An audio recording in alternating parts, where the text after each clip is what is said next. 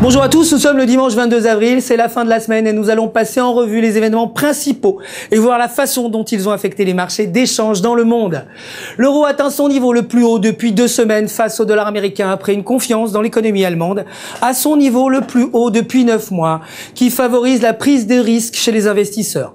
L'euro s'est renforcé alors que les gouvernements se sont engagés à donner 430 milliards de dollars au FMI pour aider à protéger l'économie mondiale contre la crise de la dette en Europe. Le dernier cours de l'euro était de 1,3216, soit une augmentation de 0,61%. La livre s'est renforcée pour le 5e jour consécutif face au dollar. Le pays a évité le retour de la récession au 4e trimestre, son économie récupérant ses pertes des 3 derniers mois. Une augmentation des ventes au détail au Royaume-Uni a propulsé la livre à son niveau le plus haut depuis 5 mois face au dollar, les investisseurs étant optimistes concernant les perspectives économiques du Royaume-Uni.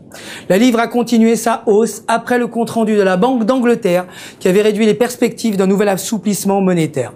La livre semblait également bien partie pour une augmentation de son cours, les investisseurs recherchant un investissement alternatif suite aux inquiétudes grandissantes concernant les finances de l'Espagne. Le dernier cours de la livre était de 1,6121 vendredi dernier, soit une augmentation de 0,44%.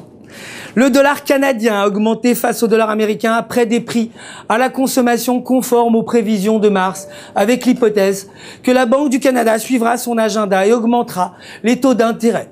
La devise a gagné 0,7% cette semaine face au dollar américain, soit sa plus forte augmentation depuis 7 semaines après l'annonce du gouverneur de la Banque du Canada, Mark Carney, sur la suppression des stimulus adaptés à une croissance et à une inflation plus forte.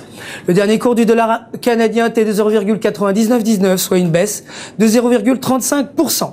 En ce qui concerne les matières premières, le pétrole a grimpé pour la première fois depuis 3 jours après le renforcement de la confiance dans l'économie allemande. Attention, le pétrole pourrait repartir à la baisse la semaine prochaine avec l'hypothèse d'un ralentissement de la reprise économique américaine qui pourrait réduire la demande de brut. Le dernier cours du pétrole était de 103,88 $ le baril, soit une hausse de 1,13%. De son côté, l'or a terminé la semaine de trading à la baisse, les investisseurs attendant les résultats de la réunion de la Réserve fédérale la semaine prochaine. L'or a eu tendance à suivre des actifs plus risqués et à chuter malgré des facteurs haussiers, y compris un dollar plus faible, une augmentation du pétrole et des actions américaines. Le dernier cours du pétrole était de 1642,61 $, soit une augmentation de 0,01%.